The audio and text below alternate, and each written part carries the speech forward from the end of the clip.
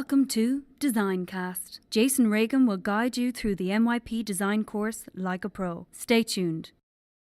My name is Jason Reagin. I'm a graduate from the University of Georgia in technology education. I've been teaching for nearly 20 years in the U.S., a year in Bermuda, and over 10 years of teaching in China. Most of my experience has been in IB schools, which is International Baccalaureate. I've been teaching MYP, which is Middle Years Program, and DP, which is Diploma Program, mostly in the field of design or design technology. My main area of focus has been materials design. However, I do have a fair bit of digital design experience as well. I'm an IB Educator Network member, which means I've done workshops as well as school visits, consultancies, and so on. And I've had over 70 IB events that I've been part of in over 10 countries. I'm really excited to be sharing my experiences with you, and I hope that you will enjoy what I have to share. I'm excited to have two very experienced guests with me today. Jesse Donnelly is originally from Australia. He studied at Charles Sturt University in Wagga Wagga, Australia. He's taught in Australia, Peru, and China, teaching all kinds of different subjects. However, his main area of expertise would be in food and product design. He's an IB Educator Network member, so he's done workshops throughout Asia Pacific, as well as consulting schools going through the authorization process to become IB schools. Our second guest is Dave McMahon, originally from Ireland, studying at the University of Limerick. He's taught in Ireland, England, and China, and his main area of expertise is going to be materials design, where he's had a lot of experience working with students at various grade levels to build and produce various products, both of which have a large amount of IB experience, especially in Middle Years Program or MYP Design, and I'm really happy to have them joining us here on DesignCast. I have worked with Jesse and David for the past few years at the Suzhou Singapore International School. Suzhou, China is located about an hour west of Shanghai. We have a staff of 7 teachers, and we teach computer design, materials design, graphics design, and food design. We teach students grades 6 through 10 or MYP 1 through 5, and we offer lots of options for students to have exposure to both the product design and the digital design sides of MYP design. We hope that you'll find our conversation useful. All right. Hi, guys. Welcome to the DesignCast, Episode 1. The reason we're doing this is we want to have people understand a little bit more about the MYP Design course. And so I think what we'll do is talk a little bit about what the requirements of that particular course are first, and then go into some questions, because I've had several sets of questions over the past few months as I prepare for talking through this. So as you probably already know, you have to have at least 50 hours of teaching time for the subject year area in each year of the program, and that comes directly from the Principles into Practice and from the Subject Design Guide. Jesse, could you tell us a little bit about how we meet the 50 hours? So at SSIS we have 5 periods a fortnight for 6 and 7, an A and B week, and then 9 and 10 they have 2 periods a week, 65 minutes each session. Okay. Design's compulsory for all of the MYP, and it's a year-long course, so they make that IB requirement silly. And part of those requirements is that you have to address each of the strands of the criteria twice within a year, and so I assume that we're able to do that with those times that you described to me.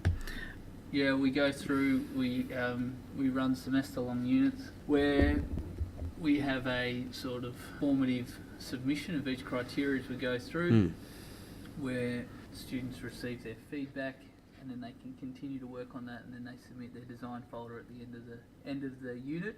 So by the end of the year, we've had each of the 4 criteria assessed 4 times. Okay. Moving on, just a few other things that are minimum requirements for the MYP, and that is, in order to complete 2 to 3 design projects in year 5 that allow students to meet the objectives of the course, each project should be allocated for at least 15 to 20 hours. So these are for students who want to pursue the MYP certificate along with the e-portfolio. And we'll talk about e-assessment in a later episode, and we'll have lots of questions about that. Finally, teachers are meant to clarify the expectations for each summative task with a direct reference to the assessment criteria. So, in other words, creating task-specific clarifications. So I'm going to refer to my resident expert in task-specific clarifications, Jesse. Could you tell us a little bit more about what task-specific clarifications are? I guess it's where we take the criteria and put it into some context for the students based on the project, into language that they understand. So it's quite structured and guided and prescribed for the grade 6, the M1s, and as they move through the program, that structure and support is removed. Up to when they're in MYP 5, they're able to go straight off the criteria. They don't need the task-specific clarification as such. So you think of it as like a scaffold, or? Yeah, a scaffold that's there, so they're familiar with what the task-specific clarifications alongside the criteria, so they can make that comparison, so they can see when they need to justify something, what that then looks like. Right. So as those supports are removed, they're already aware of what they need to do to be able to generate design ideas and create planning drawings. Absolutely. You want to add something there, David? In year 5 then, are they not supposed to have task-specific clarifications? Are they supposed to work just from the criteria, or what? Well, technically they're supposed to work directly from the published subject criteria for year 5. So that would be grade 10 in most schools. I would say it's required, if you're doing the e-assessment, e-portfolio, that you only give them the public's subject guide criteria.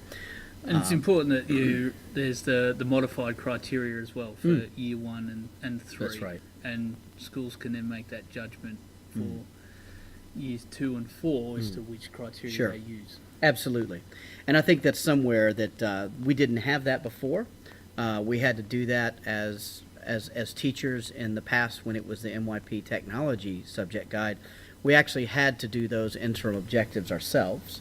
So it was really nice to have that published in the subject guide this time around, where there was a leveling of those command terms and those expectations from students. Again, it's still up to those various teachers and departments to develop what they expect from certain strands. So we'll get into the strands in a different episode, but I think that just keeping that in mind when you're planning. I've had a lot of questions over the last few months as we prepare for talking through these things, and some of those questions I'd like to address now, and I want to have you guys tell me what you think. You know, students are interested in just creating products. They just want to make and do. Documentation is not fun necessarily.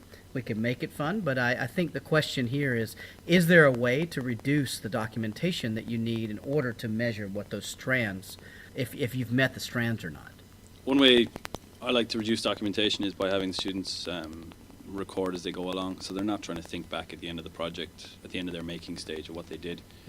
The challenge is when you have to send away documents for moderation, you can't include a video in a PDF document or something like that as a way of documenting, but it's keeping kids interested in actually recording their process and their cycle. And when you're saying moderation, I believe you're talking about the e-portfolio for the e-assessment. Yeah. Yeah, and that's something just to remind, sometimes people interchange those terms, and that they're in essence similar processes, except they're just called something different now.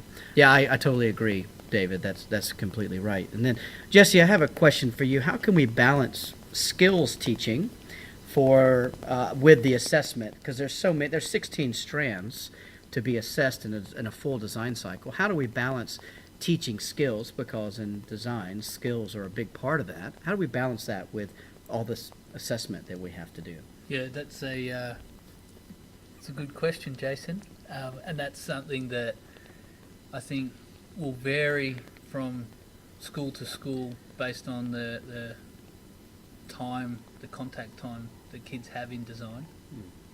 The way we're set up here, where we have the semester-long units, we've got that ability. We've got time to be able to just have standalone sessions where we focus on particular skills, whether it's knife skills in food technology, or if it's using particular equipment in the materials room, learning certain elements of a program in computer.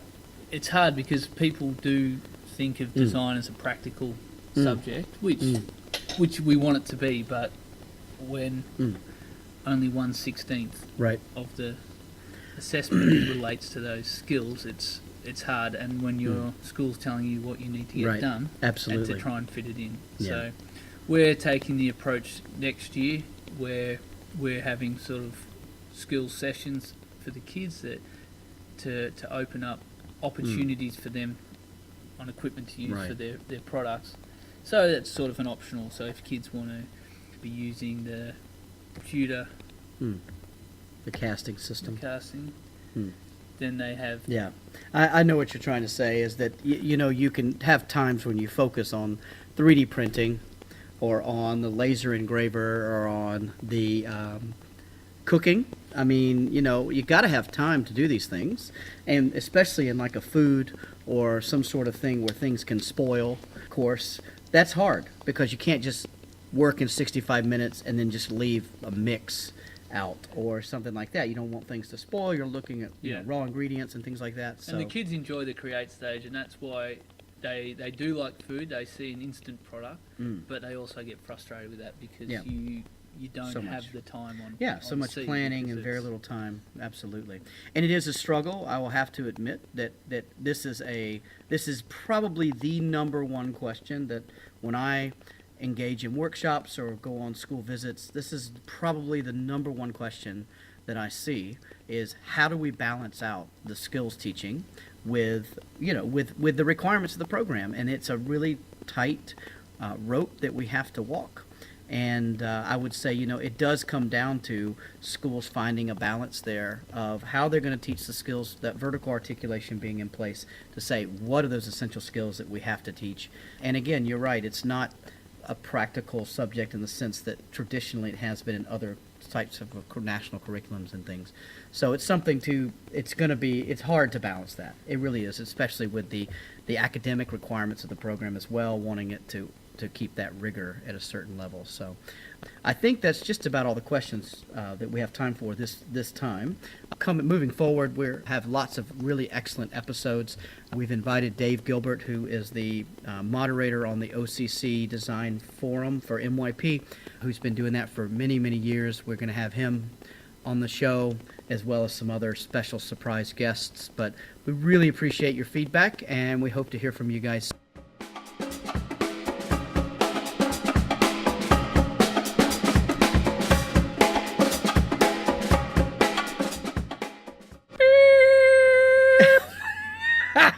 This is the IBE World Service. Oh my God.